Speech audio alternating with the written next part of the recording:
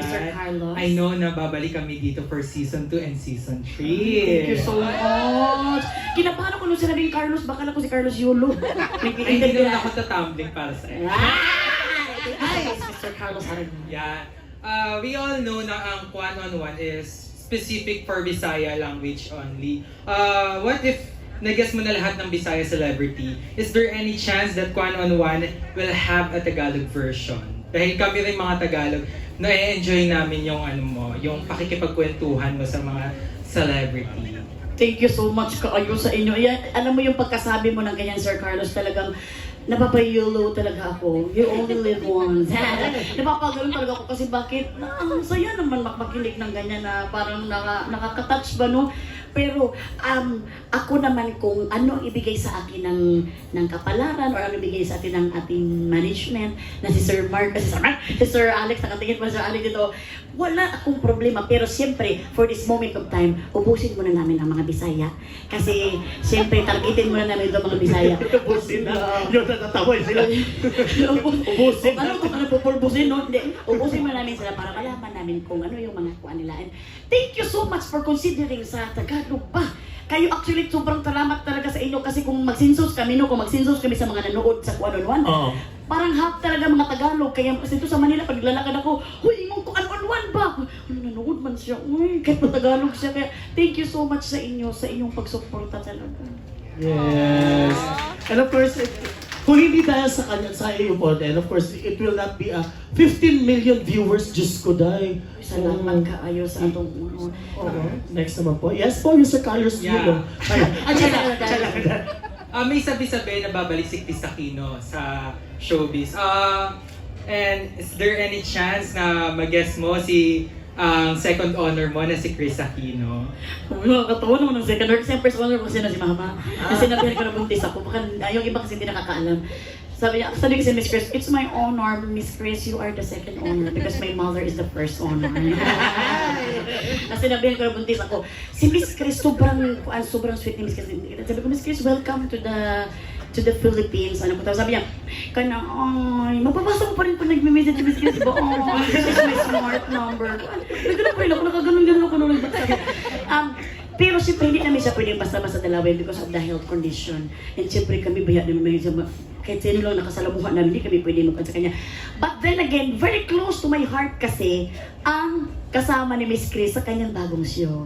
Si Madam Darla at si Ma'am Jasmine. Na very close to my heart. Na akala nila kasama ako dun sa show ni Miss Chris. Hindi ako kasama dun kay Miss Chris. Pero, sobra akong happy kay Miss Chris. Pasalamat si Miss Chris sa ABS-CBN dahil hinayaan niya si Madam Darla at si Ma'am Jas na pumunta sa kanyang show niya. So abangan natin yung show ni Miss Chris. Pero kung interviewin ko si Miss Chris, why not? Walang problema. Oo naman. Ang problema nito, hindi siya Bisaya. So talaga namang kuan. Pero sobra akong happy kapag mangyari yun. Kasi alam mo naman si Miss Chris siya ang ating Queen of Talk Show talaga yan. Yes. Thank you so much and congratulations. Thank you so much, Mr. Iyo. Ayun, Mr. Mr. Carlos Aragon from Mega Kapamilya. Next is Charmaine Joy Pagulong from the Philippines Star. And of course, basahin ko na lang po. Okay. Ano ang staying power ng isang Melay Cantiveros Francisco sa showbiz industry? Again? Ano ang staying power ng isang Melay Cantiveros Francisco sa showbiz industry? Hindi ko alam ba kung contest ba ito ng Miss Universe. Pagtingin ko lang parang Halloween ba?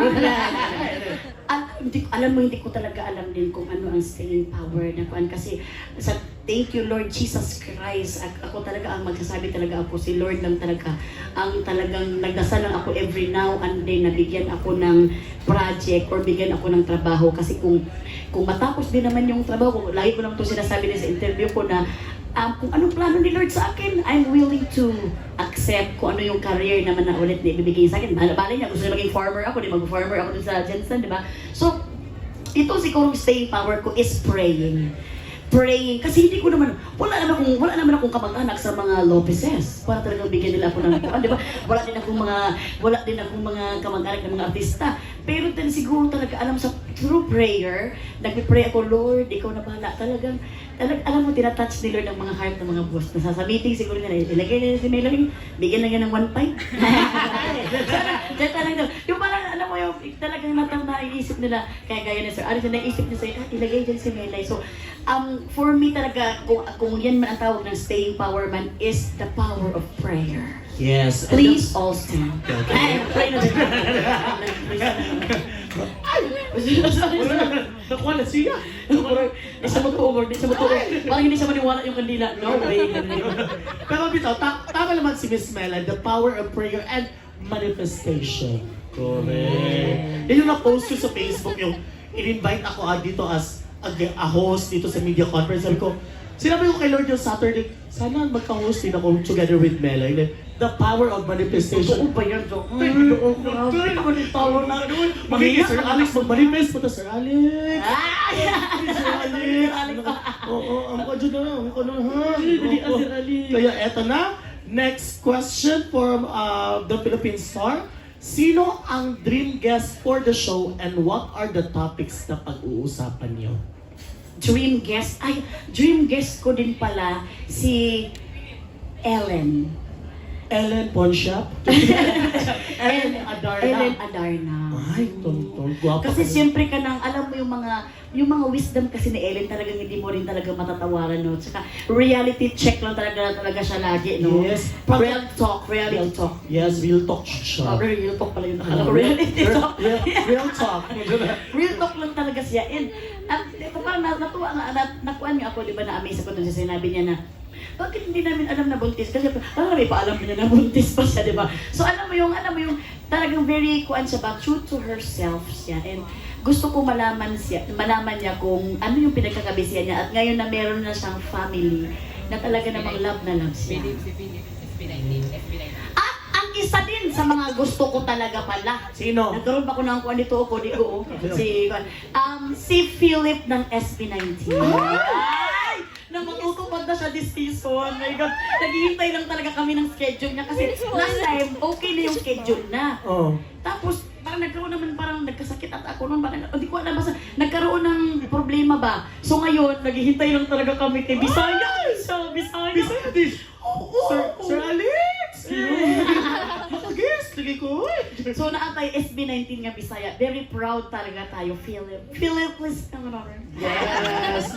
And of course, that's the power of prayers and manifestation. Matutupad yan. Yes! Oo nga. Kaya naman, eto na, next naman of course, si Kathleen A. Limit from Philstar. Hello po, Miss Kathleen. Hi, Melay. As a fellow Bisaya. Ay, Bisaya. Bisaya, di ka man? Yeah, kasabot ko sa inyo hindi pang-ingon. I don't need the subtitle, so I'm happy. Wow, thank you so much. Yes.